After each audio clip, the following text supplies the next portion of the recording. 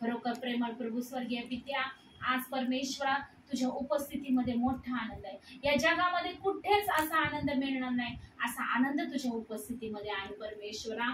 आणि खरोखर प्रभू आम्ही देखील म्हणतो, हे प्रभू परमेश्वरा, आम्हाला तुझ्या पलीकडे कुठलं सुख नाही, तुझ्या पलीकडे कुठलाच आनंद नाही, तुझ्या पलीकडे कुठलं जीवन नाही प्रभू परमेश्वरी पित्या। आणि तू आमच्या जीवनामध्ये आहे म्हणून तुला धन्यवाद देते बाप्पा प्रभू, कारण तुझं वचन सांगतं, तुम्ही मला निवडले नाही तर मी तुम्हाला निवडले। होय प्रभू परमेश्वरा, आज तू आम्हाला निवडलंच बाप्पा, तो आम्हाला तारलंच परमेश्वरा, त्याबद्दल तुझे आभार आणि उपकार मानते परमेश्वरा।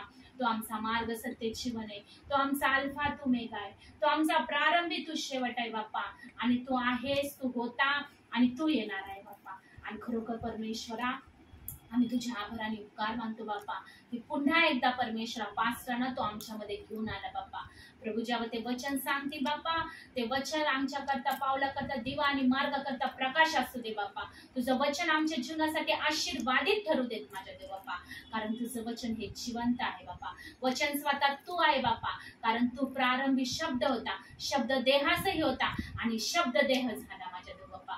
आज खरोखर परमेश्वर पित्या, तुझं वचन आमच्या जीवनामध्ये नवीन प्रकाश घेऊन येऊ दे बाप्पा। तुझं वचन आमच्या जीवनामध्ये आशीर्वाद घेऊन येऊ दे माझ्या देव बाप्पा। आणि पास्टरांना प्रभू वचन सांगत असताना प्रभू तुझं शक्ती, तुझं सामर्थ्य पुरव बाप्पा, ते तुझी सेवा करत आहे माझ्या जिवंत प्रभू परमेश्वर बाप्पा। तुझ्या अधिक तुझ्या सामर्थ्याने, तुझ्या अभिषेकाने भर बाप्पा, आणि तुझ्याद्वारे तू उंचावल्या जा त्यांच्याद्वारे, आणि तू गौरवल्या जाऊ दे प्रभू। होय परमेश्वर बाप्पा, त्यांना खरोखर प्रभू तू या वयामध्ये खरोखर बाप्पा बेस्ट अशी सेवा तू त्यांना दिली म्हणून तुझे आभार आणि उपकार मानते प्रभू। त्यांना चांगली तब्येत, चांगलं दीर्घ आयुष्य आम्ही येशूच्या नावामध्ये रिसीव करतो बाप्पा, कारण तू जीवन देणार आहे, तू आरोग्य देणार आहे बाप्पा, आणि तू आशीर्वादित करणार आहे बाप्पा। ओ प्रभू, तुझ्या सेवेनुसार परमेश्वर आज त्यांना तू आशीर्वादित केलं म्हणून तुझे आभार आणि उपकार वाटते। इथून पुढचं जीवन त्यांचं आम्ही तुझ्या पवित्र हातामध्ये समर्पित करतो बाप्पा। जिथे ते कुठे जातील बाप्पा, तुझी सेवा घेऊन बाप्पा, आज खरोखर बाप्पा तू त्यांच्या बरोबर, तू त्यांना चालव बाप्पा, तुझा पवित्र आत्मा त्यांच्याद्वारे कार्य करत आहे परमेश्वरा, त्याबद्दल तुझे आभार आणि उपकार मानते, तुझी स्तुती करते बाप्पा। आमच्या कुटुंबामध्ये देखील प्रभू तुझ्या पवित्र आत्म्याचे सामर्थ्य, तुझ्या पवित्र आत्म्याचा अभिषेक आम्ही मोकळा करतो येशूच्या नावामध्ये। आणि खरोखर प्रभू तुझी महान उपस्थिती आमच्या घरामध्ये आम्ही येशूच्या नावामध्ये रिसीव करतो माझ्या देव बाप्पा। Receive name of the Jesus खरोखर परमेश्वर बाप्पा। होय माझ्या देव बाप्पा, तू म्हटलायस परमेश्वरा, तरुण सिंहासमान पडेल, त्याची उपासमार होईल, पण मला शरण जाणारच कुठल्याही चांगल्या गोष्टीची वाण पडेल। होय परमेश्वरा, ऑलरेडी तू मागणी आणि कल्पनेपेक्षाही तू आम्हाला अधिक दिलंय परमेश्वरा, त्याबद्दल तुझे आभार आणि उपकार मानते बाप्पा। पण प्रभू परमेश्वर पित्या, खरोखर तुझं वचन सांगतं परमेश्वर, जर घर बांधत नाही तर बांधणाऱ्याचे श्रम व्यर्थ आहे बाप्पा। आज ज्या गोष्टीची आम्हाला गरज आहे परमेश्वरा ते तुला माहिती आहे बाप्पा, आणि ख्रिस्त येशूमध्ये तू सर्व काही ऑलरेडी तू आम्हाला दिलेलं आहे परमेश्वरा। पण आज आम्ही तुझ्याकडे विनंती करतो बाप्पा, ज्या घरासाठी परमेश्वर आम्ही तुझ्याकडे विनंती करतो बाप्पा, आज खरोखर प्रभू सुंदरसं घर तू आम्हाला दे माझ्या बाप्पा। ओ प्रभू, आमचं स्वतःचं हक्काचं घर आम्हाला गरज आहे परमेश्वरा, आणि खरोखर परमेश्वरा तू देणारा परमेश्वर आहे बाप्पा। ओ तू भरपुरीचा परमेश्वर आहे, ओ तू आशीर्वाद देणारा परमेश्वर आहे, आणि तुझ्यापासूनच सर्व काही आशीर्वाद आहेत माझ्या देव बाप्पा। खरोखर प्रभू, ज्या गोष्टीसाठी मी तुझ्याकडे प्रार्थना केली बाप्पा ती मला मिळाली आहे म्हणून तुला धन्यवाद देते माझ्या देव बाप्पा। आणि सर्व गौरव, मान, महिमा, सन्मान तुझ्या नावाला देते। माझ्या पतीला, माझ्या लेकरांना तुझ्या हातामध्ये समर्पित करते, तुझ्या रक्तामध्ये रिसीव करते बाप्पा। आम्ही प्रत्येक जण परमेश्वरा तुझ्या उपस्थितीने भरलेलं जीवन जगू देत बाप्पा, तुला आवडणारं जीवन जगू देत बाप्पा। आणि खरोखर होऊ दे आमच्या जीवनाद्वारे तुझा गौरव बाप्पा। प्रभू, या पूर्ण कोठी विभागाला आमचे शेजारी, आमच्या बाजूला राहणारे प्रत्येक जणातून जीवनाद्वारे प्रभू प्रत्येकाच्या तुझं गौरव होते बाप्पा, आणि प्रत्येकाला खरा ख्रिस्त करू दे माझ्या बाप्पा। आणि खरोखर परमेश्वरा पुन्हा एकदा बाप्पा मला प्रार्थनेची तू संधी दिलीस परमेश्वरा, पास्टरांना तू घेऊन आला परमेश्वरा, पुन्हा एकदा तुझे मनापासून आभार आणि उपकार मानते, आणि नासरेतकर येशूच्या नावामध्ये प्रार्थना करते म्हणून पित्या तुम्ही ऐका।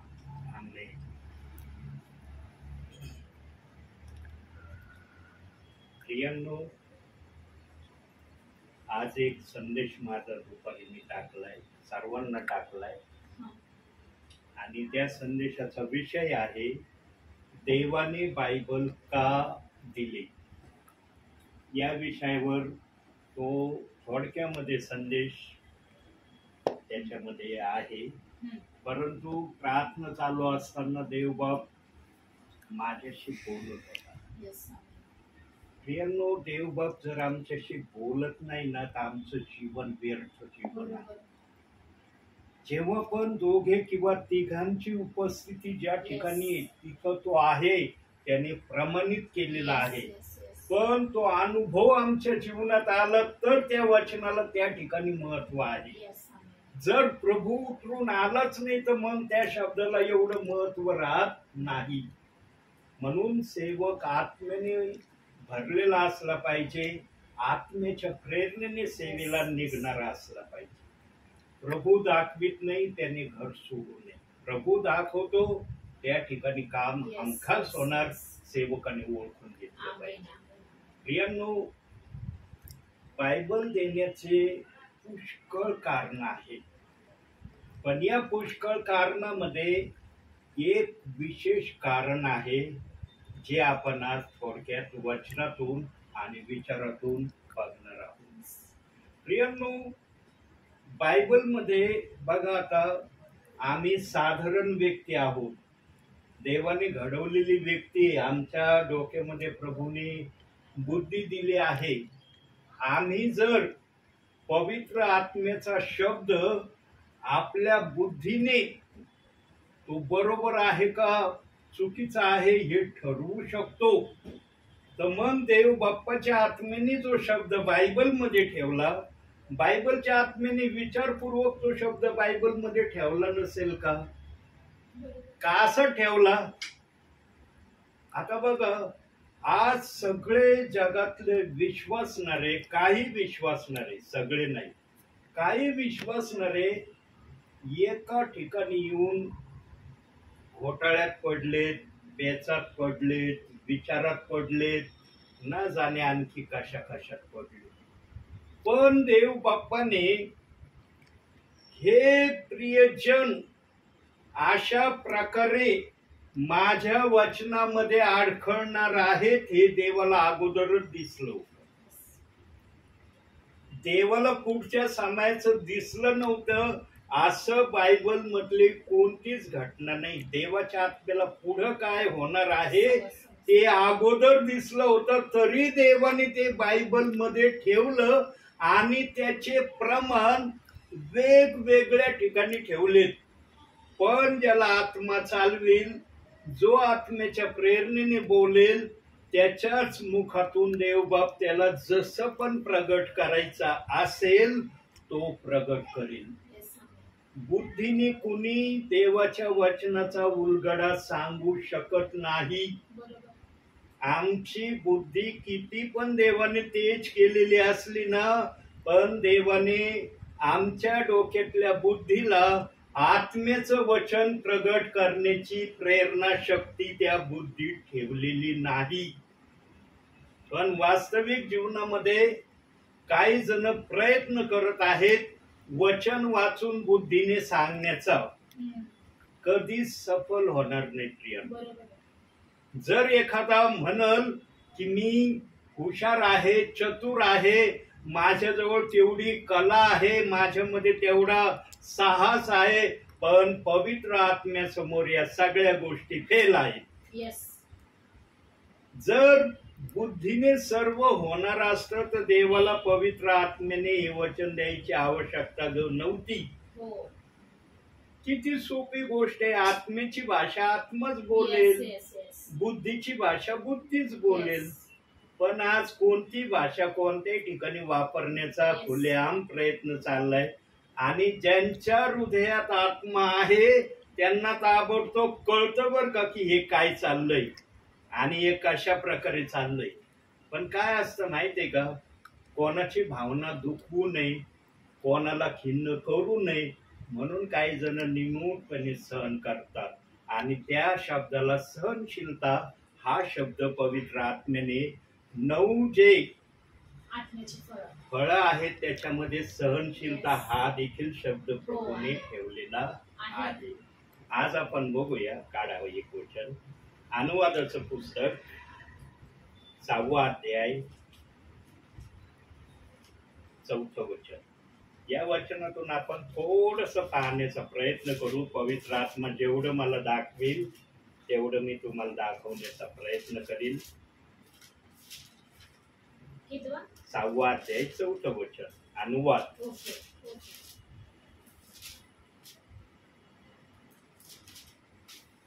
हे इस्रायला श्रवण कर, आपला देव परमेश्वर हा अनन्य परमेश्वर आहे. बस बघा, नियमशास्त्राच्या ग्रंथामध्येच नियमशास्त्र हे मोशेचं नियमशास्त्र मानलं जातं. उत्पत्तीपासून अनुवादापर्यंतचे जे पुस्तक आहेत हे सर्व मोशेच्या नियमशास्त्रामध्ये गणले जातात. आणि त्या मोशेच्या नियमशास्त्रामध्ये सांगण्यात आलंय 4थ्या वचनात, हे इस्रायला श्रवण कर, आपला देव परमेश्वर हा अनन्य परमेश्वर आहे. अनन्य म्हणजे एक. अनन्यचा अर्थ अनेक नाही, एकच, एक आहे.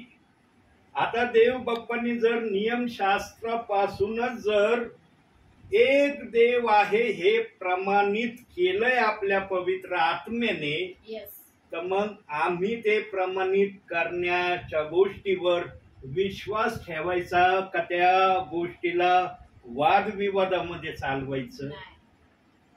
विश्वास ठेवायचा. एकच आहे.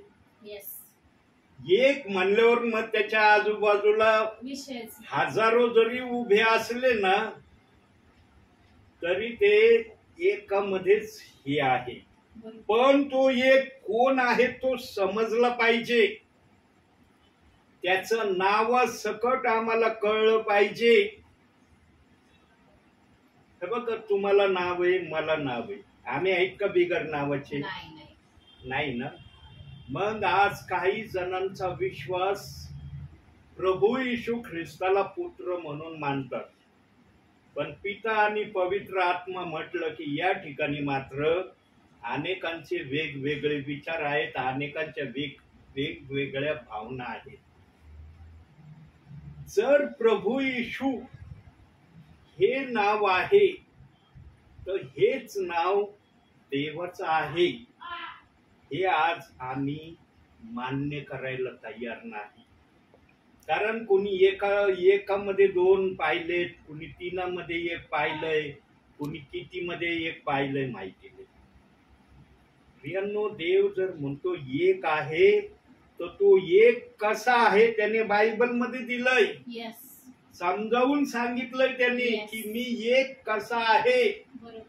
माझ्या भूमिका वेगवेगळ्या आहेत परंतु मी एक आहे. करणारा मी आहे. आता येशू ख्रिस्त नेहमी म्हणायचा मी पित्याच्या नावाने आलो. पिता मला जे सांगतो तेच मी करतो. येशू ख्रिस्तानी कुठे असे उद्गार काढले का मी जरी पित्याच्या नावाने आलो तरी मी आपल्या मनाचं करतोय?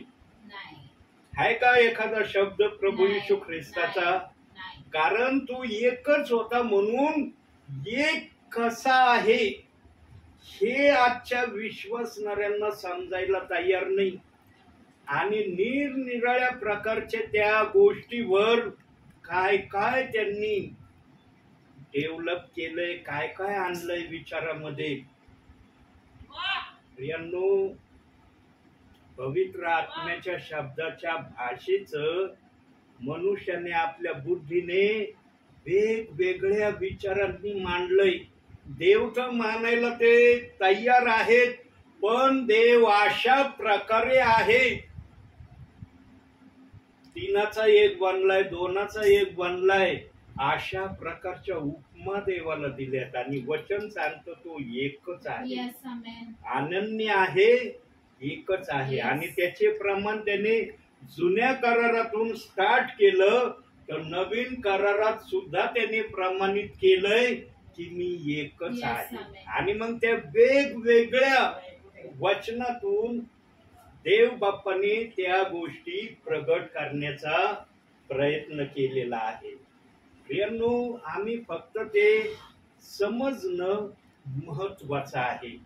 पण नेमकं असे काही नियम, अशा काही गोष्टी लिखित आणल्या की त्या गोष्टी मनुष्याने जर लिहिलेल्या असल्या तरी मनुष्याने त्याच्यावर प्रेशर टाकला की हे मान्यच करा की हे असं आहे. पवित्र आत्मा जर त्या गोष्टीला मान्यता देत नाही ना, तर तुम्ही किती लिखाण केलं ना त्याला महत्व राहत नाही. प्रियांनो, आमच्या या श्वासाची दोरी ना प्रभूच्या हातामध्ये आहे. हे नेहमी आम्ही लक्षात ठेवलं पाहिजे की आमच्या श्वासाची दोरी प्रभूच्या हातामध्ये आहे. ज्या दिवशी प्रभू ही दोरी तोडून टाकीन ना श्वासाची, आमचं या पृथ्वीवर राहणं समाप्त होणार आहे. आणि प्रभू सर्वांना वेळ देतो, सर्वांना संधी देतो. त्याने प्रमाणित केलं की मी सगळ्यांना वेळ देणारा देव आहे. अंतिम घटका मोजत असलेल्या चोराला देखील आमच्या देवाने वेळ दिला आणि त्याने त्या वेळेचा उपयोग केला, म्हणून तो सुखलोकात गेला. त्याने त्या वेळेचा उपयोग केला नसता तर त्याला सुखलोकात जाता आलं नसतं. एकाने वेळेचा उपयोग केला नाही, दुरुपयोग करण्याचा प्रयत्न केला, म्हणून तो प्रभू बरोबर आला नाही. पण एकाने उपयोग केला, अरे हा अखिल जगाचा तारणारा माझ्याकडे पाहतोय, नक्कीच मला मदत करील. पण त्याची अंतिम घटका तो मोजित होता मरणाची, तरी देवाने ते छोडता केली. प्रियांनो, एक देव आहे हे सांगणं पवित्र शास्त्रामध्ये निरनिराळ्या माध्यमातून प्रभूंनी प्रगट केलंय. आता ज्याला जितकं मिळालं आहे, म्हणून बायबल काय सांगतं, 30 पट, 60 पट, 100 पट. जे पण सेवा करणारे आहेत त्यांना कमीत कमी प्रभूने 30 पट देऊन तरी आशीर्वाद दिलेला आहे. म्हणून त्यांना सेवेला कॉलिंग प्रभूने केले. प्रभू ज्याला कॉलिंग करतो त्याला देतो, ज्याला कॉलिंग नाही त्याला दिलं जात नाही. मग तो आपल्या बुद्धीने किंवा आपल्या प्रयत्नाने कसं काय मिळवितो तर त्याला माहिती. पण आत्म्याच्या प्रेरणेने सेवा करणाऱ्या जवळ पूर्णपणे खात्रीचा शब्द असतो की माझ्या बरोबर देव आहे. म्हणून माझ्या हातात फक्त शास्त्र आहे, कुठला कागद नाही, काही नाहीये. मला माहिती आहे ज्या देवावर मी विश्वास ठेवला तो देव मला चालवायला समर्थ आहे. बघा, आणखी एक वचन पाहूया. 1 कोरिन्थीकरांचं पत्र 8वा अध्याय 4थं वचन बघा. तिथं एक शब्द सांगितलाय, आता मूर्तीला दाखवलेले नैवेद्य खाण्यास संबंधाने आपल्याला ठाऊक आहे की जगात देवाची म्हणून मूर्तीच नाही आणि एकाखेरीज दुसरा देव नाही. बघा, हे दुसरं प्रमाण देव बाप्पांनी सांगितलंय की मी एकच आहे ना, माझ्या खेरीत दुसरा नाही, तर तिसऱ्याला तर जागाच नाही. देवाने दुसऱ्याला जागा ठेवली नाही तर तिसरा येण्याचा तर प्रश्नच उभा राहत नाही. पण आजच्या भावी वर्तमान काळामध्ये या वचनाप्रमाणे म्हणता येतं का आम्हाला की एका खेरीज दुसरा नाही? इथं तर तिसरा पण आलाय, त्रैक्य म्हणून आलाय, ट्रिनिटी म्हणून आलाय. ट्रिनिटी आहे तर स्वर्ग आहे, ट्रिनिटी नाही तर स्वर्ग नाही. इथपर्यंतची भाषा आता सेवकही पण विश्वासणारे पण बोलायला लागलेत. मग देवाने हे जे एकच देव म्हटलं, हे शब्द काय आहेत? प्रियांनो, ज्यांचं लक्ष आत्म्याच्या प्रेरणेने बायबलकडे आहे त्याला आत्म्याची भाषा कळेल. ज्याचं लक्ष आत्म्याच्या प्रेरणेने नाही, बुद्धीच्या प्रेरणेने आहे, मग देव बाप्पाने बुद्धी ठेवली डोक्यामध्ये. आज बघा किती ज्ञान वाढलंय. हर गोष्ट इलेक्ट्रिक मशिनरी बनवून राहिलेली आहे. काही करायचं झालं की मशिनरी आणली की जे 1 दिवसाचं काम 1 घंट्यामध्ये होतंय ना, अनुभवतोच ना. इतकं माणसाचं ज्ञान देव बाप्पांनी वाढवलं, परंतु मनुष्याने त्या ज्ञानाला बायबलच्या वाचनाला देखील उपयोगात आणण्यापासून वेगळं ठेवलं नाही. त्याच्यात पण शिरकाव केला आणि दाखवायचा प्रयत्न केला की 3 देव कसे आहे. तीनाचा एक देव कसा बनला, काही जण दोनाचा एक देव कसा बनला. पण बायबल कुठंच आत्म्याच्या प्रेरणेने या गोष्टीला प्रमाणित करत नाही की मी दोनाचा एक आहे किंवा तीनाचा एक आहे. देव म्हणतो one is one. Yes, one is God. मी जो आहे तो आहे. मोशेला म्हटलं होतं ना प्रभू परमेश्वर मी जो आहे तो आहे. मोशे जेव्हा प्रभूचं काम करण्यासाठी पळवाट काढण्याचा तो प्रयास करत होता, त्यावेळेला प्रभू परमेश्वराने मोशेला सांगितलं मी जो आहे तो आहे. माझा अस्तित्व तुला जाणण्यासाठी तरी मोशेने एक प्रयास केला आपल्या भावी जीवनात. काय केला? काय प्रयास केला मोशेने आपल्या भावी जीवनामध्ये? आठवतं तुम्हाला? मोशेने परमेश्वराला विचारणा केली, तू माझ्या समोरासमोर बोलतोस पण मला तू दिसत का नाही?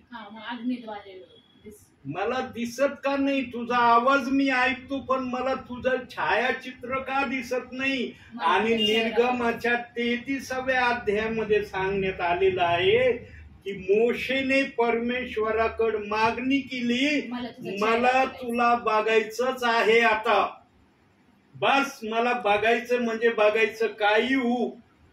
परमेश्वराने सांगितलं मोशे तू मला पाहू शकत नाही, मला जर पाहिलं तर तू भस्म होऊन जाशील. तरी मोशे म्हणला मी भस्म झालो तर चालल, तुझा चेहरा पाहून तर मी भस्म होईन ना. इथपर्यंत जेव्हा परमेश्वराने पाहिलं की मोशे काय ऐकण्याच्या स्थितीत नाही, तेव्हा त्याला सांगितलं गुहेमध्ये खोल कपारीमध्ये जा, सगळं शरीर झाकून घे, फक्त तुझी मान उघडी राहील, मान फक्त दिसेल एवढा अवयव तू आपला मला दाखव, बाकीचं सर्व आपलं शरीर झाकून घे. त्या वेळेला मी माझा अस्तित्व तुला दाखवण्याचा प्रयत्न करेन. प्रियांनो, प्रभू परमेश्वराने तर परमेश्वराचा चेहरा मोशेला दाखवला नाही, पण पाठ मात्र दाखवली परमेश्वराने. तर मोशेने ती पाठ पाहिली, ती पाठ परमेश्वराची मोशेला पाहवली नाही. म्हणून जुन्या इतिहासामध्ये सांगण्यात आलेलं आहे की मोशेने त्या परमेश्वराची पाठ पाहिली म्हणून त्याचे डोळे थोडेसे मंद झाले. त्या डोळ्याला थोडीशी त्याची दिसण्याची दृष्टी कमी झाली अशी जुन्या इतिहासामध्ये लिहिलेलं आहे. ज्या मोशेने परमेश्वराची पाठ पाहिल्यावर त्याला पाहवली नाही, चेहरा पाहिला असता तर काय झालं असतं? राहिला असता का मोशे जागेवर? प्रियांनो, परमेश्वर आहे आणि तो जर म्हणतो की मी एकच आहे तर आम्ही एकच मानलं पाहिजे. पण आज मानलं जात नाही. निरनिराळ्या माध्यमातून देव बाप्पाने समजावण्याचा मनुष्याला प्रयत्न मात्र केलेला आहे. मग आणखी एक शब्द बघू. योहान शुभवर्तमान 3रा अध्याय, 17वा अध्याय 3रं वचन. योहान शुभवर्तमान 17वा अध्याय 3रं वचन. बघा तिथं काय म्हटलंय. आणखी खोलवर देवबाप घेऊन जात आहे. सार्वकालिक जीवन हेच आहे की जो एकच खरा देव त्या तुला व ज्याला तू पाठविले त्या येशू ख्रिस्ताला त्याने ओळखावे. आमेन. त्या येशू ख्रिस्ताला ओळखावे. येस. काय म्हणण्यात आलंय तिथं? त्या येशू ख्रिस्ताला ओळखावे. तिथं शब्द आलाय का पिता पुत्र पवित्र आत्म्याला ओळखावं? नाही. दिलाय का शब्द त्या ठिकाणी? नाही. स्पष्टपणे सांगण्यात आले ना, एकच खरा देव प्रभू तू ओळखावे, येशू ख्रिस्ताला ओळखावे. म्हणून पेंटिकॉस्टच्या दिवशी पेत्राच्या मुखातून काय शब्द निघाले? प्रभू येशू ख्रिस्ताच्या नावाने बाप्तिस्मा घ्या, पवित्र आत्म्याचे दान प्राप्त होईल. प्रियांनो, वचनाची भाषा वचनाला बरोबर जुळती. वचनाची भाषा कधीच दिशाभूल करत नाही. हे इकडं चाललंय तर हे इकडं चाललंय. वचन कुठंही फिरून आलं ना ते शेवटी Yes. एका या ठिकाणी येऊन थांबतं. येस आमेन. आणि त्या एका ठिकाणी येऊन थांबणाऱ्याचं नाव पण सांगतं. एक देवाचं नाव सांगण्यात आलेलं आहे. Yes. आता पिता, पुत्र, पवित्र आत्मा याचं देखील नाव प्रभूने बायबलमध्ये सांगून ठेवलंय. ज्याला पवित्र आत्मा असेल, जो पवित्र आत्मेने सेवा करत असेल, तो हे नाव दाखवल्याशिवाय राहणार नाही. आज तुम्हाला पण हे नाव देव बाप दाखवित आहे. बघा, योहान कृष्ण वर्तमान याचा 10वा अध्याय 30वे वचन. मी आणि पिता एक आहोत. मी आणि पिता एक आहोत. येस. आता मी म्हणणारा कोण आहे हा जर आम्हाला सापडला ना, तर पिता ऑटोमॅटिक आम्हाला येशू सापडेल. ख्रिस्त. येशू बोलतोय मी आणि पिता एक आहे. बरोबर. येस. परंतु काही नाही, भाषा कळत नाही. काय म्हणतात ते, मी कोण आहे, मी म्हणणारा कोण आहे, आम्हाला मी म्हणणारा दाखवा. आणि हा मी म्हणणाऱ्याने पण आपली भाषा बायबल मध्ये प्रगट केली. बघा, आता हा मी म्हणणारा कुठं आहे बायबल मधून आपण बघू. योहान 14वा अध्याय 8वं वचन प्रथम वाचा. फिलिप त्याला म्हणाला, प्रभूजी आम्हाला पिता दाखवा, म्हणजे आम्हाला पुरे आहे. येशूने त्याला म्हटले, बस बस बस. ओके. बघा, आता एवढा प्रभूच्या सानिध्यात राहणारा फिलिप तो एक देखील दिवशी तो पण गारबाडला, तो पण गोंधळला. त्याला पण पित्याबद्दलची माहिती जाणून घेण्याची इच्छा झाली. तो देखील येशूला डायरेक्ट म्हणला, आम्हाला पिता दाखवा, म्हणजे आम्हाला पुरे आहे. येस. मग 9व्या वचनात येशू काय म्हणतो फिलिपाला, येशूने त्याला म्हटले, फिलिपा, मी इतका काळ तुम्हा जवळ असूनही तू मला ओळखीत नाहीस काय? ज्याने मला पाहिले आहे त्याने पित्याला पाहिले आहे. त्याने मला येस. ज्याने मला पाहिले आहे त्याने कुणाला पाहिलंय? पित्याला. बघा, पित्याचं नाव आणि पुत्राचं नाव प्रगट झालं. येस. आता पवित्र आत्मा आहे ना, पिता, पुत्र, पवित्र आत्म्याच्या नावाने बाप्तिस्मा दिला Yes. जातोय ना आज. आता 2 जण सापडले आपल्याला, पिता सापड आणि पुत्र सापड. आता पवित्र आत्मा, काही जणांचा विचार असा आहे की पवित्र आत्म्याला नावच नाही. पवित्र आत्मा आहे, त्याला नाव कसं असेल? आणि जे आज्ञानी आहेत ते तर त्याच्या पुढचे शब्द बोलले मला, ब्रदर तुम्ही पवित्र आत्म्याचं पण नाव विचारता, म्हणून तर तुम्ही ओनली जीजस आहेत. तुम्हाला का ओनली जीजस म्हटलं जातं? कारण तुम्ही आत्म्याचं पण नाव विचारता. आत्म्याला कुठं नाव असतं का? पण जेव्हा त्यांना आत्म्याचं नाव मी दाखवलं, त्यावेळेस काही जणांना कळलं. ज्यांच्यामध्ये पवित्र आत्मा कार्य करतो प्रियांनो, त्यांना भाषा समजते. ज्यांच्यामध्ये पवित्र आत्मा कार्य करत नाही ना, जे बुद्धीच्या प्रेरणेने चालणारे आहेत ना, त्यांना आत्म्याची भाषा कळणारच नाही. म्हणून येशू ख्रिस्त रोमकराच्या 8व्या अध्यायात काय म्हणला? देहाने चालणारा देहाच्या गोष्टी करीतो, येस. आणि आत्म्याने चालणारा आत्म्याच्या गोष्टी करतो. आणि मग खाली सांगण्यात आलं, देहाचे चिंतन तर मरण आहे, आत्म्याचे चिंतन जीवन आणि शांती आहे. हे शब्द मग प्रभू बोलला. बघा, वचन कोणत्याही मार्गाने गेलं ना, ते आपल्या पॉइंट वरच येऊन थांबतं. ते आपली जागा बदली करत नाही, पळवाट काढत नाही. जर मी हा संदेश तयार केला असता तर किती ब्रिलियंटली मी हा संदेश तयार केला असता. मी संदेश तयार करत नव्हतो असा पाळक नाहीये. मी स्वतः सांगतो, मी पण संदेश तयार करणारा पाळक होतो. माझ्या वह्या आजही माझ्या बॅग मध्ये मी सांभाळून ठेवल्या. जरी मी आता संदेश तयार करत नाही, पण माझ्या बॅग मध्ये साक्षीसाठी त्या वह्या मी ठेवलेल्या आहेत की मी पण संदेश तयार करणारा पाळक होतो. पण जेव्हा मी प्रेषितांच्या शिष्यांच्या जीवनाकडे पाहिलं, की शिष्य निरक्षर अनपढ होते. अनपढ शिष्यांनी जगाची उलटा पालट केली. आम्ही तर संदेश तयार करून आम्हाला एरियाची काय आमच्या गल्लीची उलटा पालट करता येत नाही. एवढे संदेश तयार करून आम्हाला जर आमच्या गल्लीची आणि आमच्या एरियाची उलटा पालट करता येत नाही. निरक्षर अनपढ शिष्यांनी जगाची उलटा पालट केली. आणि जेव्हा याच्यावर मी मनन केलं तेव्हा माझी बुद्धी मला हेच म्हणाली, आत्म्याची सेवा सर्वश्रेष्ठ सेवा आहे. जो आत्म्यावर अवलंबून राहतो आत्मा त्याला निराश कधीच करत नाही. पण तुमची खंबीरता त्यामध्ये असली पाहिजे. तुम्हाला कॉन्फिडेंट आणि विश्वास असला पाहिजे की खरोखर माझ्या बरोबर पवित्र आत्मा आहे. तेव्हाच हे होणं शक्य आहे.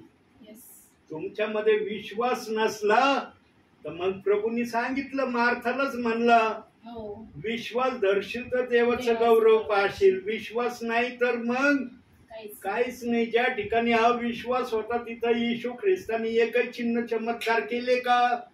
मग ते 13-58 वचनात सांगितलंय की येशूने त्या ठिकाणी एकही चिन्ह चमत्कार केला नाही. का नाही? त्यांच्या अविश्वासामुळे येशूने काही केलं नाही. आमचा येशू विश्वास या गोष्टीने सर्व करणार आहे. पण आज या विश्वासाला धरून पण निरनिराळे विधान केले जातात. आणि काय विश्वास न रे, बस विश्वासाच्या आधारेच म्हणतात आता आमचं स्वर्गात जाणं होईल. अहो, जर तुमचं विश्वासाच्या द्वारे स्वर्गात जाणं होणार असतं तर देवाला पवित्र शास्त्र द्यायची आवश्यकता नव्हती ना. मग देव म्हणला असता विश्वासाच्या द्वारे स्वर्गात जाणार आहे, कशाला पवित्र शास्त्र देऊ यांना वाचन करण्यासाठी. यामध्ये सगळ्या गोष्टीचा 7-12 आहे. जगाचा 7-12 आहे आणि स्वर्गाचा पण 7-12. दोन्ही 7-12 या एका पवित्र शास्त्रामध्ये आहे. जो वाचेल, जो मनन करील, जो आत्म्याने समजण्याचा प्रयत्न करील त्यालाच समजेल की हा जगाचा 7-12 आहे, स्वर्गाचा 7-12 आहे. पण जो नुसता बुद्धीने वाचेल त्याला कळणार नाही हे काय. पण काही जण तर बुद्धीने पण वाचित नाही. काही जण तरी बुद्धीने वाचून प्रयत्न करतात की चला मला देव ओळखायचा आहे. पण काही जण तर त्याच्या पुढचे हातच लावित नाहीत बायबलला.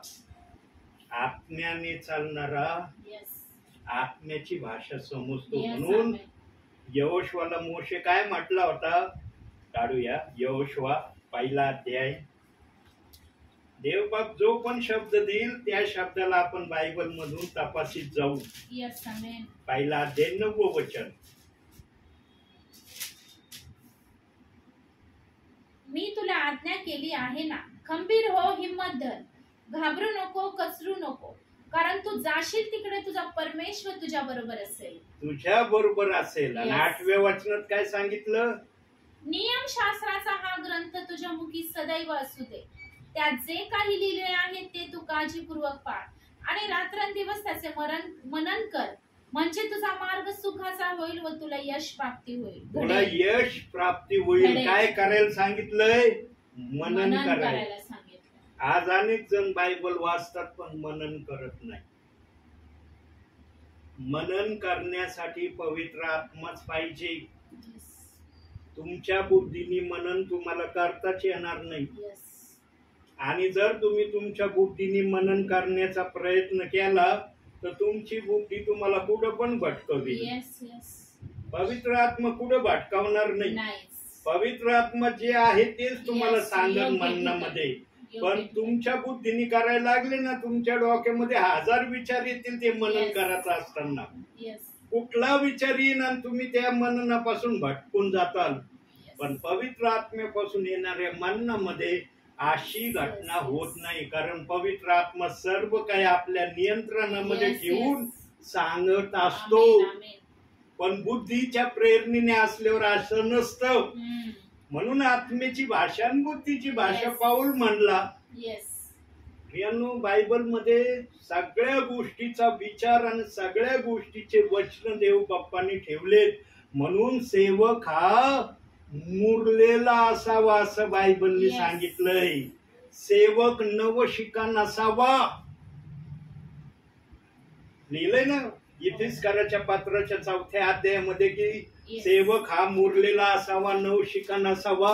Yes. परंतु आजच्या वर्तमान काळामध्ये काय चाललंय हे आम्ही अनुभवतो है ना. आपण ते वचन नाही पाहणार. ज्या ठिकाणी पवित्र आत्म्याला आवश्यकता वाटेल Yes. की हे आता जे बायबलचे वाचक आहे त्यांना हे शब्द माहीत आहेत. Yes. संदेशातून ऐकले असतील, वचनातून ऐकले असतील.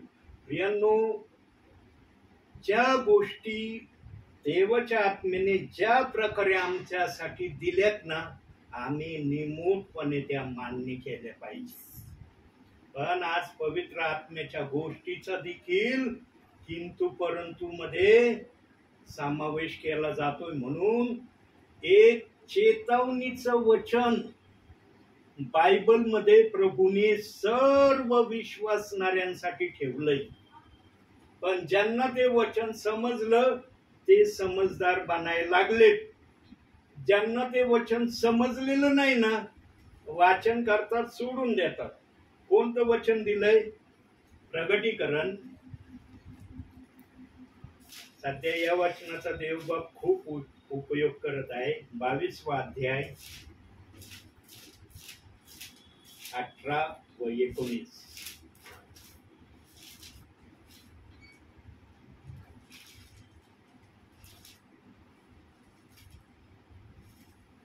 या पुस्तकातील संदेश वचने ऐकणाऱ्या प्रत्येकाला मी निश्चयपूर्वक सांगतो की जो कोणी यात भर घालील त्याच्यावर या पुस्तकात लिहिलेल्या पीडा देवाने आणि जो कोणी या वचनातून काही काढून जो कोणी या संदेशातून वचनातून काही काढून टाकण्याचा या पुस्तकात वर्णिलेले जीवनाचे झाड व पवित्र नगरीतून देव काढून टाकेल. या गोष्टीविषयी साक्ष देणे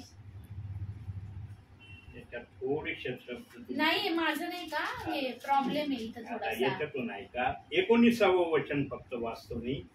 आणि जो कोणी या संदेशाच्या पुस्तकातील वचनातून काही काढून टाकील त्याचा वाटा या पुस्तकात वर्णिलेल्या जीवनी झाडातून व पवित्र नगरातून देव काढून टाकील. Yes.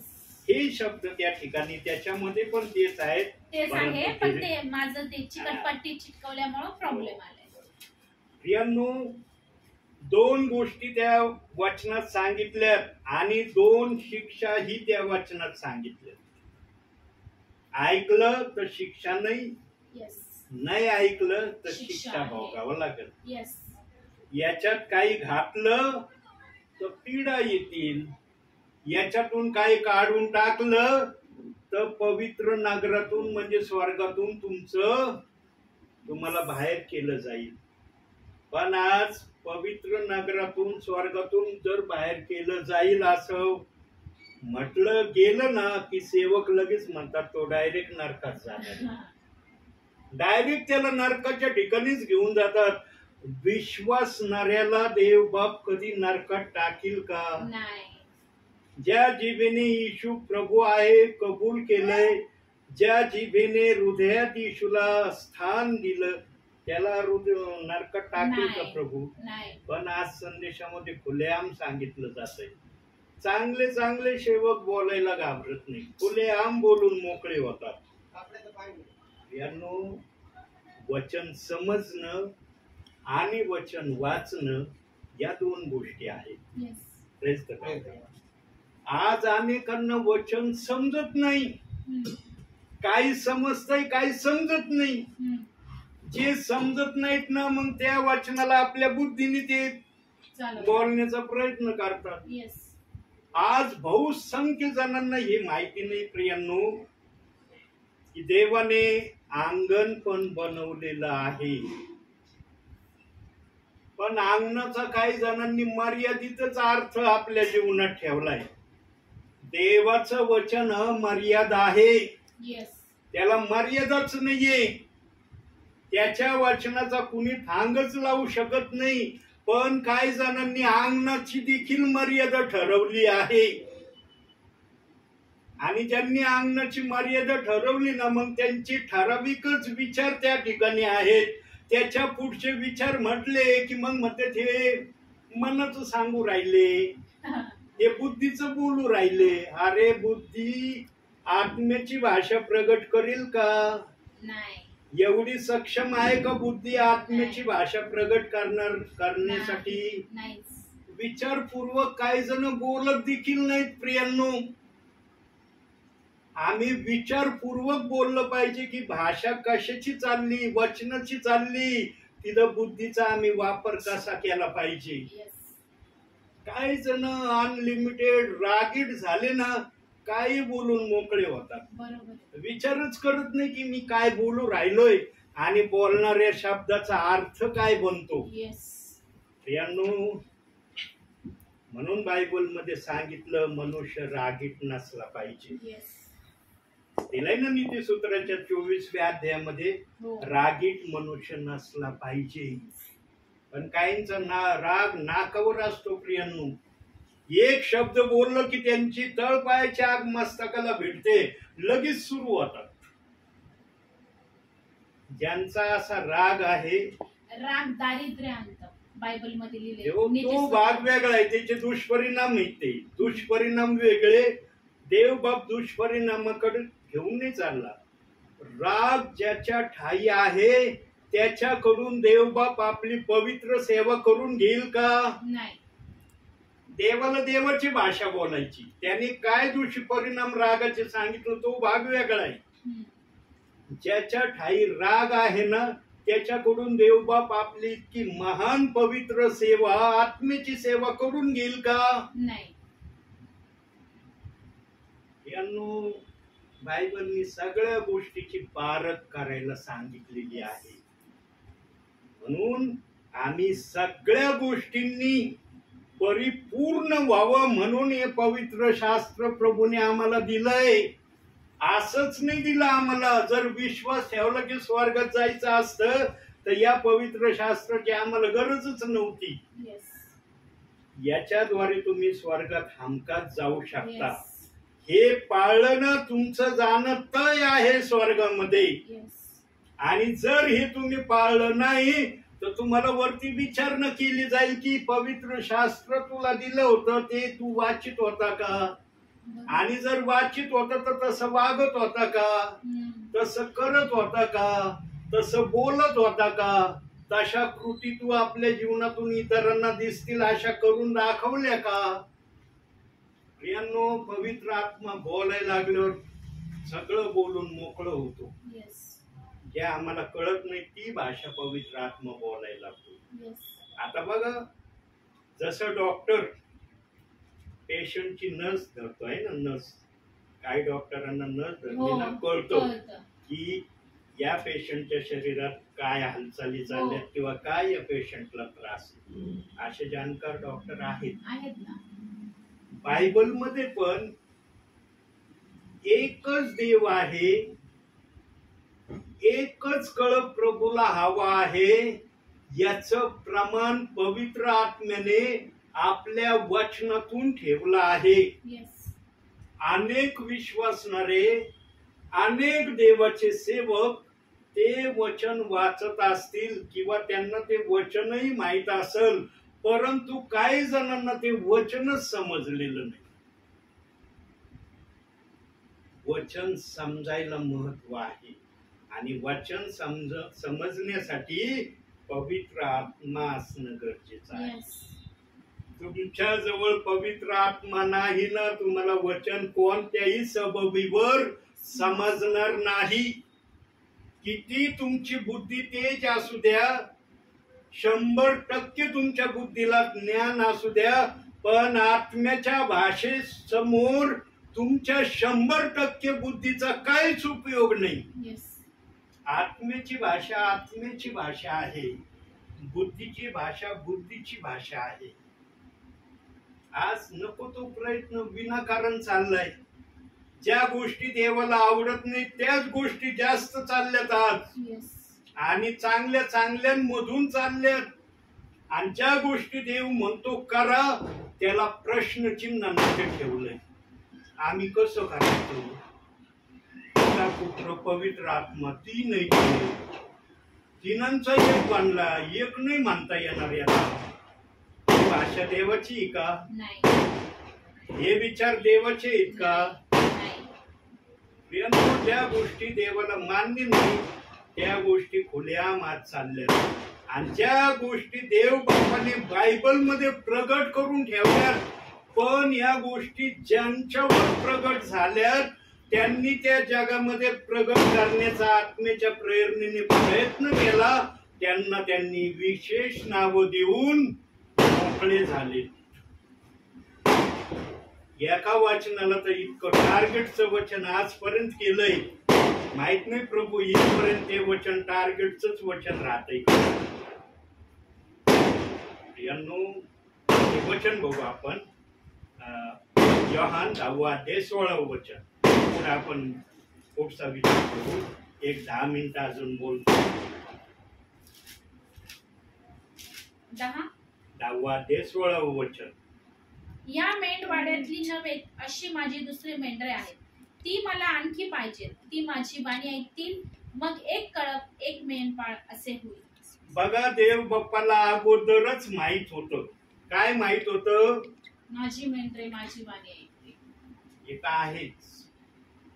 देव बाप्पाला कोणती गोष्ट माहित होती माहिती का?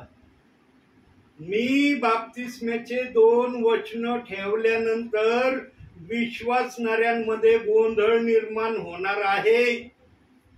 माझ्या दोन्ही बाप्तिस्म्याच्या वचनाला मनुष्य सरळ सरळ मान्यता देणार नाही. अनेक जण अडखळतील, अनेक जण वादविवाद करतील, अनेक जण म्हणतील देवबाप म्हणला एकच बाप्तिस्मा घ्या, मग हा बाप्तिस्मा घेतल्यावर 2 होते. मग जर हे 2 होते, मनुष्याच्या बुद्धीला कळत होतं, मग देवाला कळत नव्हतं का की माझा विश्वासणारा जर 2ची भाषा बोलतोय तर मी आत्मेने ही भाषा लिहितोय, मी कसं हे वचन ठेवू? आत्मेचा कुणी विचारच करत नाही. यांनो विशेष कारणासाठी, आणि त्याला साक्षीदार प्रभू येशू ख्रिस्त आहे. साक्षीदार कोण ठेवलाय? मागच्या वेळेला तुम्हाला दाखवलं होतं साक्षीदार आहे का ध्यानामध्ये? आहे ना, पवित्र आत्मा. पवित्र आत्मा हा साक्षीदार आहे. आणि येशू ख्रिस्ताने आपल्या सुवार्तीच्या काळामध्ये त्या पिढीला सांगितलं होतं की कैवार येईल आणि तो माझ्या विषयी तुम्हाला सर्व काही शिकविल, आणि तो सत्याचा आत्मा, याची तुम्ही वाट बघा. पण आजच्या त्या वचनाला, योहान 14:16 वचनाला विश्वासणाऱ्यांनी पिता पुत्र पवित्र आत्म्याच्या नावाने बाप्तिस्म झालं की ते वचन आमच्यासाठी पूर्ण झालं असं मानतात. म्हणून पेंटिकॉस्टच्या दिवशी पेत्राने जो संदेश सांगितला त्या संदेशाला काही जण मानित नाहीत. विशेष करून ही प्रक्रिया सेवकांपासून आली. सेवकांनी विश्वासणाऱ्यांना सांगितलं हे ऐकू नका, हे करू नका, हे मानू नका. यांनो बायबल मध्ये जी पण घटना, जी पण गोष्ट सांगितली, 2 सेवा अस्तित्वात येणार आहे हे पवित्र आत्म्याला दिसलं होतं. म्हणून वचनात काय म्हटलं योहान 10:16 मध्ये, या मेंढवाड्यातली 90 अशी माझी दुसरी मेंढरे. म्हणजे कोणते मेंढवाड्यातली 90? प्रभू येशू ख्रिस्ताच्या नावाने ज्यांनी बाप्तिस्मा घेतला नाही अशी जी दुसरी मेंढर आहे, ज्यांनी पिता पुत्र पवित्र आत्म्याच्या नावाने बाप्तिस्मा घेतला, त्या मेंढराविषयी देवबाप त्या ठिकाणी बोलत आहे. दुसरी मेंढर म्हणजे ती मेंढर मला या मेंढवाड्यात आणायच्या, ती येशू ख्रिस्ताच्या मेंढवाड्यात. मग एक कळप एक मेंढपाळ असं होईल. म्हणून बाप्तिस्म्याचे 2 वचन ठेवले बायबल मध्ये. यानो पवित्र आत्म्याशिवाय बोलता येणार नाही, पवित्र आत्म्याशिवाय सांगितलं जाऊ शकत नाही. किती निर्भीडपणे बोलतोय मी. आहे का मनामध्ये धास्ती धाकधूक, अरे हे बोललं तर काय होईल? अरे पवित्र आत्म्याची भाषा आहे. हीच भाषा पेंटिकॉस्टच्या दिवशी पेत्र निर्भीडपणे बोलला. आणि 3000 लोकांना ती निर्भीड भाषा कळली. ज्यांना नाही कळली ना त्यांनी मान्य नाही केली. ते नुसते ऐकत होते, जाऊ द्या बोलू द्या, निरक्षर आहे, अनपड आहे, मासे धरणारा होता, आता देवाचं बोलतोय बोलू द्या, ऐकायचं गपचूप, या कानाने घ्यायचं या कानाने सोडून द्यायचं. हीच प्रक्रिया प्रेषित 2:38 आजच्या समायला चालली. येतेत ना, आम्हाला वचनाशी मतलब आहे. ते कोणती सेवा करतं जाऊ दे तिकडच, आम्हाला वचन फक्त ऐकायचंय. इकडून घ्यायचं इकडून सोडून द्यायचं. का? कारण सेवक आहे, त्यांचा अपमान केला तर देवाचा अपमान आहे. सगळं देव बाप्पाने मला शिकवलंय.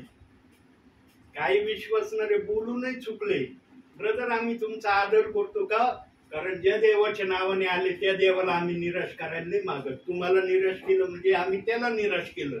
तुम्ही काय सांगता ना, आम्हाला ऐकायला काय हरकत आहे, करायचं नाही करायचं आमच्यावर आहे. असं डायरेक्ट बोलतात. कारण माझी एक ठिकाणी सेवा नाही प्रियांनो, अनेक ठिकाणी मी सेवा करतोय. या दासाचे 2-3 गावं मर्यादित नाही, इतके गावं आहेत. एका रूटला गाडी निघली तर मला प्रश्न पडतो आज किती ठिकाणी माझी गाडी जाईल. आणि माझ्यासाठी मला आता सेवेमध्ये अनुभव येऊ राहिलाय. काही विश्वासणारे बोलू राहिले आणि माझ्या संदेशामध्ये त्यांचा आवाज रेकॉर्ड झालाय की ब्रदर आम्ही तुमच्यासाठी रोज डेली प्रार्थना करतो. कुणासाठी आम्ही करू अगर नाही करू, पण तुमच्यासाठी आम्ही नाव घेऊन प्रार्थना करतो. आणि जेव्हापासून तुमचं नाव घेऊन आम्ही प्रार्थना करायला लागलो, आमच्या परिवारात काय आलंय आम्हाला माहिती. अनुभव घेतल्याशिवाय कळत नाही प्रिया. अनुभव नाही ना तर कळणार नाही. म्हणून मी जाताना नेहमी विनंती करतो की माझ्यासाठी प्रार्थना करा. बस प्रार्थना करा, मग तुमच्या मनात काय असेल ते करा, पण माझं नाव घेऊन सेवा माझ्याकडून व्हावी ही माझी प्रार्थनेची रिक्वेस्ट आहे. मला धन दौलत ऐशो आराम प्रसिद्धी याच्यासाठी प्रार्थना करण्याविषयी मी विनंती करत नाही. देवाची सेवा आत्म्याच्या प्रेरणेने मला चांगली करता यावी यासाठी माझ्यासाठी प्रार्थना करा. हा माझा प्रार्थना करण्याचा आशय असतो. ज्याचे विचार शुद्ध ना, देव बाप त्याच्याकडून सेवा करून घेतल्याशिवाय राहत नाही.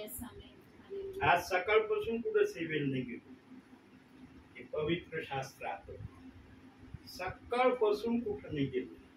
काल सकाळी 10ला गाडी काढली होती तर रात्री 9:30ला घरी आलो होते काल.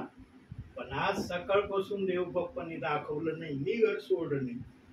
देव बाप्पा तू दाखवित नाही, कुठं जाऊ? गेलो तर तिथं सेवा होईल याची खात्री का नाही झाली? तुला विचारलं तर तू मला म्हणशील मी तुला म्हणलो होतो का जा? मी जर म्हणलं नाही तर मग तू म्हणशील तू मनाने गेल्यावर हेच होईल, मी सांगितल्यावर असं होणार नाही. म्हणलं जाऊ दे, आज रेस्ट आहे माझा. पण 7 वाजता देव बाप्पांनी दाखवलं मला. देव बाप म्हणला बाळा तुझ्या डिक्शनरी मध्ये रेस्ट हा शब्द नाही. तुला आज एक परिवाराला जाग करण्यासाठी जायचंय. हर्षलो मी. म्हणलं प्रभू मी जायला तयार आहे. अचानक डोक्यात विचार आला, अरे म्हणलं माझं ते हे तुटलंय, काय म्हणतात त्याला, ते हातात घेतलंय ते स्टिक. म्हणलं ते तुटलंय राव, ते वरचं जे फोन बंद आटवायचं तेच तुटून गेलं. हलक्या प्रतीचं घेतलं होतं, काटकनी तुटून गेलं. म्हणलं मोबाईल हातात धरू धरू ते स्क्रीनला टच होतो, ते कॅमेऱ्याला टच होतो, मग फोटो चांगली येत नाही. म्हणलं पहिला आपण ते घेऊ. मग दुकानात गेलो, ते खरेदी केलं, डायरेक्ट इथं आलो. देव बाप आपल्याला देतो. मी देवासाठी कोणती गोष्ट घ्यायला कधी मन कठीण नाही करत, जड नाही करत. अरे देवासाठी नाही मग कुणासाठी? काय आणलंय जगातून, काय जगातून घेऊन जाणार आहे? देवासाठी आमचं मन आम्ही नेहमी चांगलं ठेवलं पाहिजे. जेवढं आम्ही आमचं मन शुद्ध ठेवणं देवासाठी, आम्हाला आशीर्वादाच्या आमच्या भावी जीवनामध्ये देव कधीच कमी पडू देणार नाही. काही काहींचे बघा घरामध्ये कशा आशीर्वाद आहे, शारीरिक पण आत्मिक पण. कारण ज्यांचं मन शुद्ध आहे ना त्यांना देव बाप चांगल्या प्रतीचं दिल्याशिवाय राहत नाही. मनुष्याने सर्व ठिकाणी आपलं मन छोटं करावं, देवाच्या बाबतीत कधीच मन छोटं करू नये. अरे देवाला देण्यासारखं दुसरा आशीर्वादाचं माध्यमच नाही कोणतं, त्याच्यासारखा आशीर्वादाचा मार्गच कोणता नाही. पण पण काही जणांना कळतो, काही जणांना कळत नाही. तो त्यांचा भाग. या मेंढवाड्यातली 90 अशी माझी दुसरी मेंढरे मला आणली पाहिजे. ती दुसरी मेंढरे कोणती? देवबाप अजून संपलं नाही त्याचं त्या विषयावर बोलणं. कोणते ते मेंढर? वाचलं ना ते वचन? जगातले नाही, जगातलेच लोक आहे. पण कोणते? जगातलेच लोक मागणार आहेत. जगाच्या बाहेरचे थोडी लोक देव मागणार. पण ते कोणते लोक आहेत? या मेंढवाड्यातली 90 अशी माझी दुसरी मेंढरे ही मला आणली पाहिजे. म्हणजे एक मेंढपाळ, एक कळप असे होईल. मग ती दुसरी मेंढरे जर कळली ना तरच एक कळप आणि एक मेंढपाळ होणार आहे. जोपर्यंत ती दुसरी मेंढरे या मेंढवाड्यात येत नाही तोपर्यंत एक कळप या जगामध्ये दिसणार नाही. आत्म्यानुसार चालणार आहे. बायबल मध्ये बाप्तिस्माची किती वचन आहे? मत्ते 18:28. 2 वचन आहेत ना. प्रेषितांची कृत्य 2 अध्याय 38 वचन, एक बाप्तिस्माचं वचन. मत्ते 28 अध्याय 19 वचन. पण याच्यातलं कोणत्या वचनाकड कोणते लोक यायला पाहिजे हे पवित्र आत्म्याने दाखवून दिलंय. म्हणून येशू ख्रिस्त काय म्हणला होता 12 शिष्यांना? बघूया जरा शास्त्रातून. शास्त्र लवकर बंद नाही करायचं. जवळ संदेश फिनिश होत नाही तवर शास्त्र बंद नाही करायचं. प्रेषितांची कृत्य 1 अध्याय 4 वचन. पवित्र आत्मेजवळ सर्व पुरावे आहेत. विचार पण आहेत आणि पुरावे पण आहेत. 1 अध्याय 4 वचन. तो व ते एकत्र जमले असताना त्याने त्यांना आज्ञा केली की यरूशलेम सोडून जाऊ नको, तर पित्याने देव केलेल्या ज्या देणग्याविषयी तुम्ही माझ्याकडून ऐकले आहे तिची वाट पहा. तिची वाट पहा. आता येशूने कोणत्या देणगीविषयी सांगितलं होतं? आता देणगीविषयीचा शब्द तिथं वापरण्यात आलाय ना. शिष्यांना बोलतो ना येशू की ज्या देणगीविषयी मी तुम्हाला सांगितलं होतं त्याची वाट पहा. ती देणगी कोणती होती? आता ती देणगी दाखवतो. योहान शुभ वर्तमान 14 अध्याय 16 वचन. मी पित्याला विनंती करीन, मग तो तुम्हाला दुसरा कैवारी म्हणजे सत्याचा आत्मा देईल, अशासाठी की त्याने तुम्हा बरोबर सदा सर्वदा राहावे. आणि हे जे देणगीविषयी बोलला प्रभू येशू ख्रिस्त त्या समयामध्ये जिथं पण येशू ख्रिस्त जायचा शिष्य त्याच्या मागे असायचे. का येशू एकटा जायचा आणि शिष्य घरात बसायचे का? नाही. जिकडं पण येशू जायचा 12 शिष्य त्याच्या बरोबर असायचे. बरोबर लिहिलंय का कुठं असं की शिष्य येशू बरोबर नसायचे म्हणून? हा, येशूच्या आवडी निवडीचे शिष्य होते तो भाग वेगळा आहे. पण येशू शिष्यांबरोबरच असायचं हे बायबल सांगतं. आणि मग ही कैवारीची देणगी आहे ही कशी उतरली? आता या गोष्टीला येशूने सांगितलं ही गोष्ट उतरली तर हे बोलणं खरं आहे. हे जर उतरलं नाही तर मग येशूने बोललेलं खोट आहे. त्याला अर्थ नाही. येशू बोलला पण तसं झालं नाही, मग काय फायदा त्या बोलण्याचा? हे कसं उतरलं बघू. प्रेषितांचे कृत्य 2 अध्याय 1 ते 3 वचन. अजून 2-3 मिनिटं बोलतो मग समाप्त करतो. नाही बोला. कितवा वचन? 1, 2, 3 2 अध्याय. नंतर पेंटिकॉस्ट म्हणजे 50वा दिवस आला.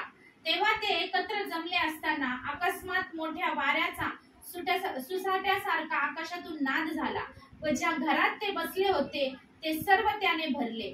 आणि वेगवेगळ्या होत असलेल्या अग्नीच्या जिभासारख्या जिभा त्यांना दिसल्या व प्रत्येकावर त्या एक एक अशा बसल्या. तेव्हा ते सर्वजण पवित्र आत्म्याने परिपूर्ण झाले आणि आत्म्याने जशी जशी त्यांना वाचा दिली तशी ते निरनिराळ्या भाषातून बोलू लागले. आमेन. येशू ख्रिस्ताने जे कैवारी विषयीचा शब्द त्या समयातल्या प्रियजनांना सांगितला होता तो शब्द पेंटिकॉस्टच्या दिवशी अग्नीच्या जिव्हांनी उतरला. आणि त्या अग्नीच्या जिभेने प्रेरित होऊन पेत्र उभं राहून त्यांनी संदेश दिला. 3000 लोक साक्षीदार आहेत Yes. पेत्राच्या त्या संदेशाचे, की हा संदेश पवित्र आत्म्यातून आला. म्हणून त्यांचा बाप्तिस्मा कसा झाला? पवित्र आत्म्यावर. प्रभू येशू ख्रिस्ताच्या नावाने बाप्तिस्मा Yes. झाला. आणि हा बाप्तिस्मा पेत्राने केला. येस. एका वेळेस 3000. 3000 लोकांचा बाप्तिस्मा करण्याची महान सेवा, महान गोल्डन अवसर किंवा वेळ पेत्राशिवाय आजच्या या समयामध्ये एका वेळेला 3000 कुणी केले असतील का बाप्तिस्मे? नाही. मी तर अजून ऐकलं नाही नाही. ऐकलं अजून. हा, लाखो लोक प्रभूच्या नावात आणलेच सेवकांनी हे ऐकू नये, पण पण बाप्तिस्मे- एका वेळेला 3000 लोकांचे बाप्तिस्मे करणारा गोल्डन व्यक्ती फक्त पेत्र आहे. येस. त्याच्याच नावे हे शब्द आहे की एका वेळेला 3000 लोक प्रभूच्या राज्यात आले. तिथून जी ही सुरुवात झाली, ती सुरुवात आतापर्यंत चाललेली आहे. येस. आमेन. बाप्तिस्मेची प्रक्रिया थांबलेली नाही, पण हा बाप्तिस्मा समजून उमजून दिला जातो. हा बाप्तिस्मा असं नाही विश्वासणारा बोलला की चला तुम्ही म्हणायचीच मी वाट बघत होतो, मी तर रेडीच बसलोय. हा फार गंभीरतेने बाप्तिस्मा Yes. दिला जातो. कारण प्रियनो, बाप्तिस्मा घेतल्यानंतर विश्वासणाऱ्याने जर तुमची निंदा केली ना त्या बाप्तिस्म्याविषयी, तुमचं काय राहिलं? तुमचं जर काही नाही राहिलं तर ज्या देवाच्या नावाने बाप्तिस्मा झाला ते देवाचं काय राहील का? नाही. म्हणून या बाप्तिस्मेला फार काळजीपूर्वक दिलं जातं. तुमच्या नावाने कुणी खडे नाही फोडले पाहिजे. आमच्या फार घरी येत होते, फार आम्हाला कन्व्हिन्स करत होते, फार सांगत होते घ्या बाप्तिस्मा घ्या बाप्तिस्मा. आम्ही पण ते ऐकू बधीर व्हायला लागलो. म्हणलं चला राव एकदाचा घेऊनच टाकू, काय होतं बघू तरी. आणि घेतल्यावर काय बघतो आम्ही, ह्या दिवसासाठी बाप्तिस्मा घेतला का आम्ही? आम्हाला जर माहित असता असे दिवस येणार आहे तर आम्ही मुळीच बाप्तिस्मा घेतला नसता. बरोबर. म्हणून मी समजून उमजून बाप्तिस्मा द्यायचं ठरवलंय. काही प्रियजन माझ्या सेवा क्षेत्रातले म्हणतात, ब्रदर आम्ही किती तुम्हाला म्हणतो बाप्तिस्मा द्या द्या, पण तुम्ही द्यायला तयार नाही. काय आमच्यामध्ये तुम्हाला दिसू राहिले काय नाही आम्हालाच माहिती नाही. म्हणलं परिपूर्ण नाहीत अजून, परिपूर्ण झाले ना देवच तुमचा बाप्तिस्मा करायला एकदम उत्साही झालेला आहे. मी तर बसवाडा म्हणलं देव उत्साही आहे, पण देवाला तुम्ही योग्य दिसूनही राहिले. कारण आशीर्वाद देणारा तो आहे. बरोबर. त्याला जर योग्य नाही दिसले तर तो आशीर्वाद पाठवणार नाही. येस. मग दासाला म्हणून तू कस काय बाप्तिस्मा केला? बरोबर. माझी परवानगी न घेता दिला ना, मग तुझ्या नावाने ते खडे फोडतील बारदाश कर. बरोबर. यांनो, बाप्तिस्म्यासारखी पवित्र विधी कोणती नाही. बरोबर. पण आज त्या बाप्तिस्म्याच्या विधीला ना इतकी नॉर्मल विधी केली ना काही सेवकांनी. निस्ता विश्वासणार म्हणलं ना मला बाप्तिस्मा घ्यायचा, पाळकलं की म्हणतो मी तर तयारच आहे. हो आहे का आता घ्यायची तयारी? चला. बरोबर. मी कानाने ऐकलंय, मी ऐकलंय म्हणून बोलतोय. बरोबर. माझ्याजवळ अनुभव आहेत. माझ्या संदेशामध्ये एक तरी वाक्य देवबापा अनुभवाचं नेहमी बोध करायला लावतो. हा दास अनुभवाने भरलेला आहे, म्हणून माझ्या मुखातून अनुभवाचे शब्द ते अब्राहम पास्टरने बाप्तिस्मा दिली, ते लोक काय म्हणतात? किती लोक त्या ब्रह्मसीच्या नावाने खडे फोडीचे. मग ते नुसतं नेलं ना आम्हाला आंघोळ घालून आणली. आंघोळ घालून आणली म्हणे, आम्ही घरी आंघोळ नव्हतो करत, त्यांनी आंघोळ घातली आम्हाला. काय काय सांगायचं? बोलले ते काय बोलले तुमचं? म्हणे आम्हाला शिकवायला येत नाही, प्रार्थनेला येत नाही, नुसतं बाप्तिस्मा दिला गायब झाली. आणि आम्ही परत पाप करू लागलो. मग आता त्यांना जर मेंढराला जर चारा पाणी नाही दिलं तर मग मेंढर भटकणारच ना. बरोबर आहे. आणि मग सिंहासारखं गर्जन करणारा सोडीन का त्यांना? नाही सोड. अरे माझ्या मेंढवाड्यातून निघलं, चल आता तुझ्या मागे लागतो मी. हा मग बरोबर आहे. त्याला सांभाळणारा नसला मेंढराला मग तू का आपल्या त्याचा परिचय दिलाय बायबल मध्ये. उगाच आहे. किती ठिकाणी सांगितलंय प्रेषितांची कृत्य 20व्या अध्यायामध्ये तर अतिशय डेंजर शब्द सांगितलाय. काय सांगितलं बघू आपण. किती आहे? 20वा अध्याय 29वा वचन बघा तिथं काय शब्द दिलाय. 20वा अध्याय 29वा वचन प्रेषितांची कृत्य.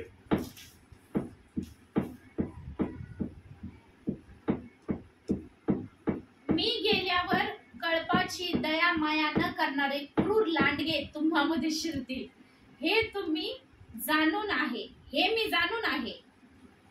हे वचन आहे ना आजचे पाळक फार वापरतात बरं का. प्रेषित 2:38 वचन सेवा करणाऱ्या पाळकासाठी बहुसंख्य पाळक लोक या वचनाचा उपयोग प्रेषितांची कृत्य 2रा अध्याय सेवा करणाऱ्या सेवकासाठी निरनिराळ्या प्रकारे विश्वासणाऱ्याला सांगते. हे ते मेंढर आहेत आणि हे ते खोटे संदेश ते शेवटल्या काळी येतील याच्याबद्दल प्रभूंनी सांगितलंय. काय अकलीचं वचन विश्वासणाऱ्याच्या डोक्यात घालून राहिलेत आजचे पाळक. प्रियांनो, देवाचा आत्मा खोटे संदेश ते पाठवीन का विश्वासणाऱ्याकडे? देव एवढा निर्दयी होईल का की खोट्या संदेश त्यांना पाठवीन आणि ज्यांची निवडलेली प्रियजन आहे त्यांना तो नाशाकडे घेऊन जाईल? काही आज चाललंय प्रियांनो, फार वाईट वाटतं मला कधी कधी. काय चाललंय आज, कशी सेवा चालली, कसं बोलणं चाललंय. आत्म्याचं बोलणं ना फार थोड्या ठिकाणी दिसतंय, एकदम थोड्या ठिकाणी. काही क्षुल्लक नावाच्या सेवकांच्याच मुखातून आत्म्याची भाषा आहे, न तर बाकीच्यांच्या मुखातून ना नुसतं कडू विष आहे. कडू विषाचे संदेश चाललेत आज. आणि विशेष करून प्रेषित 2:38 वचनाच्या प्रमाणावर चालले, घरोघरी चालले. तर चर्च मध्ये पण पाळक भावना आवेशी केला ना प्रेषित 2:38 वचनकड पहिलं हे वचन दाखवतो. प्रेषितांची कृत्य 20वा अध्याय 29वे वचन लांडगे येतील. म्हणजे प्रेषित 2:38 वचनावाले लांडगे येतील, कळपाचे दानदान करतील. अरे देव, एवढा सर्व समर्थ देव ते लांडग्यांना रोखणार नाही का? कशाला चाललं माझ्या कळपात? माझा कळप आहे तो, माझ्या रक्ताने विकत घेतलेला कळप आहे. तुला मी कस काय तिथं घुसू देईन? अडवणार नाही का? बघा त्याला साक्षीदार दाखवतो. स्तोत्र संहिता 34:7 बघा तिथं काय लिहिलंय. पवित्र आत्मेजवळ सर्व पुरावे.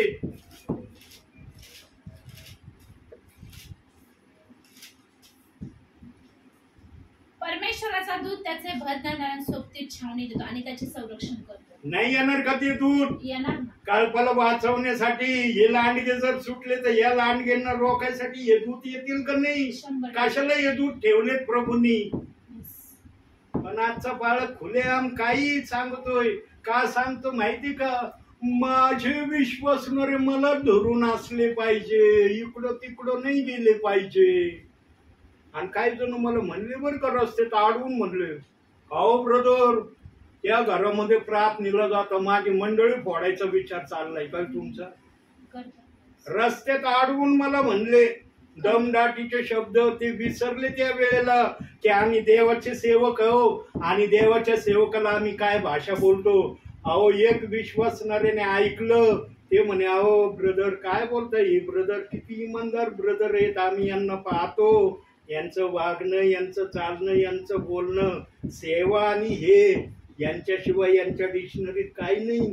काय तुम्ही या दासाला मी ऐकलं, मला ते ऐकवले नाही शब्द. आणि 5-6 पालकांनी गराडा घालून मला.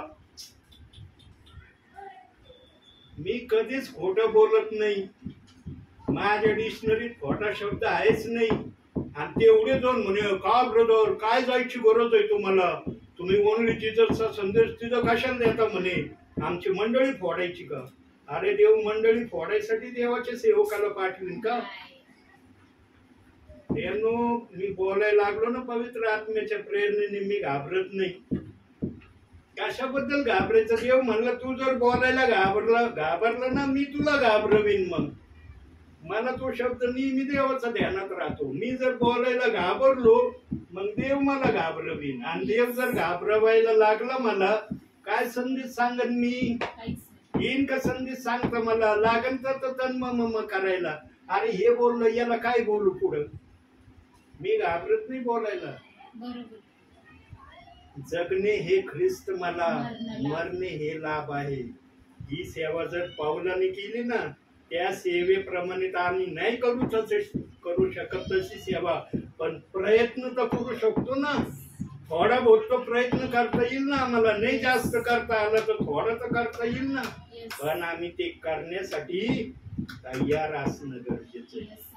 या मेंढवाड्यातली नवत अशी माझी दुसरी मेंढरे मला आणली पाहिजे. ती मेंढरे कोणती आहेत? पिता पुत्र पवित्र आत्म्याच्या नावाने ज्यांचा बाप्तिस्मा झालाय ती मेंढर या मेंढवाड्यात आणायच्या विषयी त्या वचनात सांगितलंय. ते वचन समजलंच नाही आजच्या बाळकाला, नाही विश्वासणाऱ्याला नाही. वाचित नुसतं या मेंढवाड्यातली नवत अशी माझी दुसरी मेंढरे मला आणली पाहिजे. पण ती दुसरी मेंढरे कोणती आहे? त्यांना वाटतं प्रेषित 2:38 वचनवाला इकडं आणला पाहिजे. असं नाही ते. म्हणून शिष्यांना येशू म्हणला, येरुशलेम सोडून जाऊ नका, पित्याने देव केलेल्या देणगीची वाट पहा. आणि ती देणगी अग्नीच्या रूपाने पेंटिकॉस्टच्या दिवशी 120 जणांवर उतरली. देवाचं वचन सरळ आहे प्रियांनो. देवाचं वचन कधीच वाकडी तिकडी भाषा बोलत नाही. समजन या शब्दातच बोलतं. फक्त तुम्ही समजून घेण्यासाठी तयार असले ना, पवित्र आत्मा तुमच्यामध्ये यायला उत्सुक राहील. आणि आजचा विश्वास न अरे प्रेषित 2:38 वाला आहे, ओनली जीसस वाला आहे, बोलू द्या. नुसतं ऐकायचं पण करायचं नाही. म्हणून या वचनाचे विश्वास न रे आजच्या समयाला जास्त दिसत नाही. सांगा प्रियांनो, कोणत्या सेवेमधून आम्ही स्वर्गात जाणार? आता थांबतो, आता वेळ नाही. कोणत्या सेवेतून आम्ही स्वर्गात जाणार? पिता पुत्र पवित्र आत्मा. आणि प्रेषित 2:38 प्रभू येशू ख्रिस्ताच्या नावाने बाप्तिस्मा आहे ना. दोन्ही गोष्टी एक एकच आहे. बरोबर. एकात पिता पुत्र पवित्र आत्मा सांगितलंय, एकात त्याचं नाव सांगितलंय. पिता पुत्र पवित्र आत्मा कोण आहे? तो प्रभू येशू ख्रिस्त आहे. म्हणून पेंटिकॉस्टच्या दिवशी पेत्र म्हणला, बाप्तिस्मा घ्या, पवित्र आत्म्याचे दान तुम्हाला प्राप्त होईल. किती सोपं वचन आहे. पण आजच्या विश्वासणाऱ्यांनी बाळकांनी त्याला अवघड करून ठेवलंय.